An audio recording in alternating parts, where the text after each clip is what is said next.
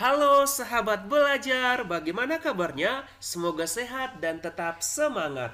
Alat pemenuhan kebutuhan manusia banyak sekali macamnya. Ada yang berupa barang dan jasa, ada yang berwujud dan ada yang tidak berwujud. Begitu juga untuk memperoleh perlu mengeluarkan uang atau tidak mengeluarkan untuk memperolehnya.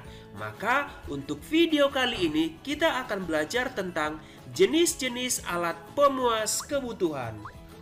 Banyaknya alat pemenuhan kebutuhan itu agar mudah mengingat, maka perlu diklasifikasikan sebagai berikut. Yang pertama, jenis-jenis alat pemuas kebutuhan menurut kelangkaan atau cara memperolehnya. Di sini kata kuncinya adalah bagaimana cara memperoleh barang tersebut. Apakah mengeluarkan uang atau tidak? Maka bisa kita lihat yang pertama adalah barang ekonomis. Barang ekonomis adalah semua barang yang keberadaannya terbatas sehingga untuk memperolehnya perlu pengorbanan baik material maupun fisik. Coba kamu lihat di lingkungan sekitar kamu yang termasuk barang ekonomis di mana barang itu cara memperolehnya perlu mengeluarkan uang. Nah, cukup banyak ya tas, buku, dan yang lain termasuk kepada barang ekonomis. Paham ya mengenai barang ekonomis?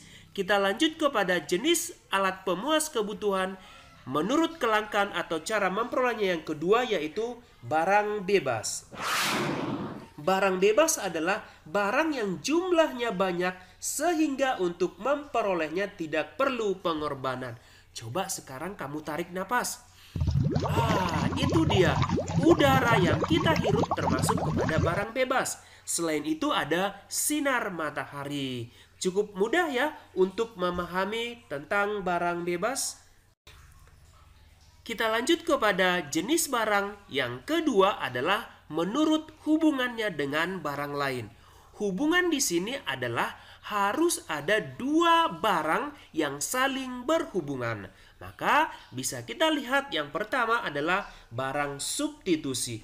Barang substitusi adalah barang yang dalam penggunaannya saling dapat menggantikan dengan barang lain dengan syarat barang tersebut memiliki kegunaan yang sama. Contoh barang ini antara lain nasi bisa diganti dengan singkong.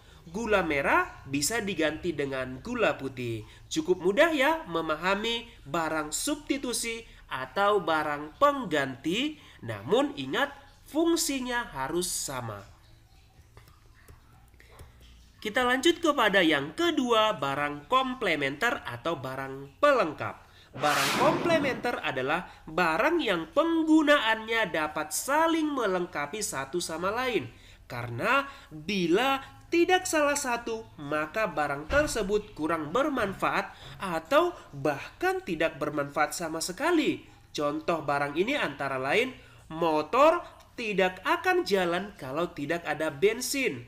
Kompor tidak menyala kalau tidak ada gas atau minyak tanah. Jadi barang komplementer sifatnya harus saling melengkapi. Untuk selanjutnya adalah barang menurut tujuan penggunaannya. Dilihat dari tujuan penggunaannya, barang dapat dikelompokkan menjadi yang pertama, barang produksi atau barang modal. Barang produksi disebut juga barang modal karena barang ini tidak dapat langsung memenuhi kebutuhan manusia, tetapi melalui proses dahulu baru dapat digunakan. Contoh barang modal antara lain adalah tanah untuk lahan, mesin, dan gedung. Selanjutnya, menurut tujuan penggunaan yang kedua adalah barang konsumsi. Barang konsumsi adalah barang-barang yang dapat digunakan secara langsung untuk memenuhi kebutuhan manusia. Barang ini banyak jenisnya, tergantung dari masing-masing individu yang menginginkannya. Dalam kehidupan sehari-hari, barang konsumsi disebut juga sebagai barang jadi. Contohnya nih, buku tulis yang kalian butuhkan untuk belajar dan alat tulis termasuk kepada barang konsumsi. Contoh lain adalah tas yang kamu pakai, pakaian seragam, sepatu, itu termasuk kepada barang konsumsi. Selanjutnya, jenis alat pemuas kebutuhan menurut proses pembuatan. Berdasarkan proses pembuatannya, alat pemuas kebutuhan dapat dikelompokkan menjadi 3 macam. Yang pertama, barang mentah.